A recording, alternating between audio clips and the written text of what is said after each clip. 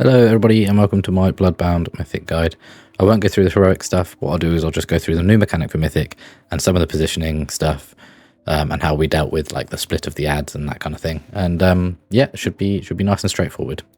So the first thing to look at is the Bloodcurdle. You can see that we all get little purple circles around us or blue, and essentially you just have to spread out and it goes off, it does some damage. And that's pretty much the mechanic and how you deal with it. But I'll show you some examples of it a bit later on where essentially you need to keep moving with it because there's beams in and it becomes a little bit more difficult. So if we just look at it here at a different perspective, we've got the beams coming in and you just see how many overlapping circles there are there. Like it's insane, right?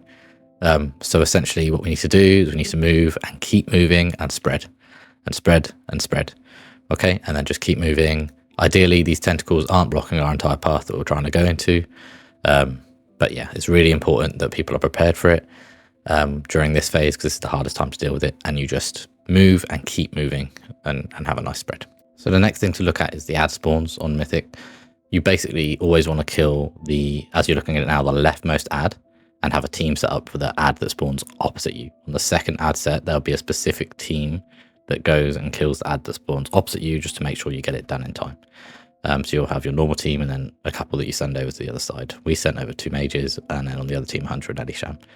But yeah, I'll just have a look at this quick.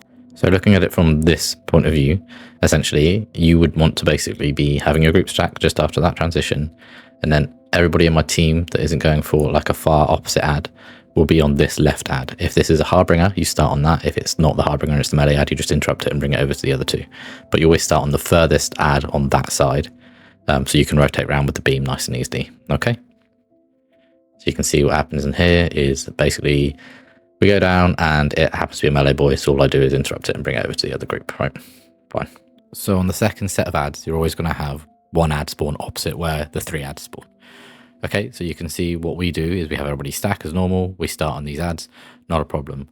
Before the beam comes out, we have 2 mages go out of range and start on the other side. So you can see here, these 2 rangers have passed the beam and they're over the other side and they've started hitting the ad that spawned on the other side.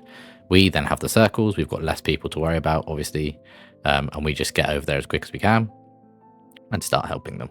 Good thing you've got Frost Nova and stuff like that to stop the ads. So, and if you send a Hunter over there, you've got like Binding Shot and stuff to stop the ads. So generally quite a good idea. And then you can see we can join and we can finish it up. We did lose 1 mage. They do have to be pretty safe if they're going over because obviously they're not going to have cooldowns and they're going to have an absorb. But yeah, I think that's the best way to do it.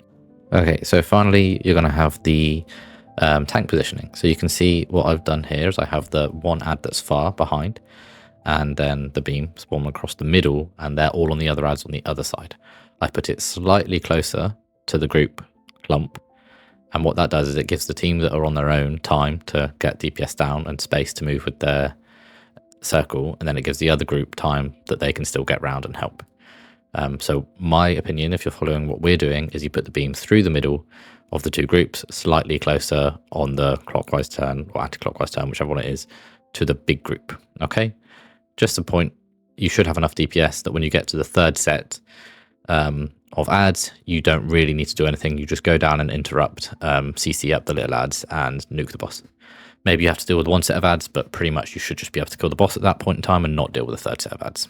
But that's about it for Bloodborne. All I would say is just make sure that you are splitting up your group well, your tank is putting the beam in a good spot, and people aren't griefing with the tentacles, and you're absolutely fine. We hero 1 pool, we take 4 healers, and yeah, enjoy it. It's a fun fight. As always, a big thanks to those that have helped. It really does mean a lot, and I'll see you in the next one.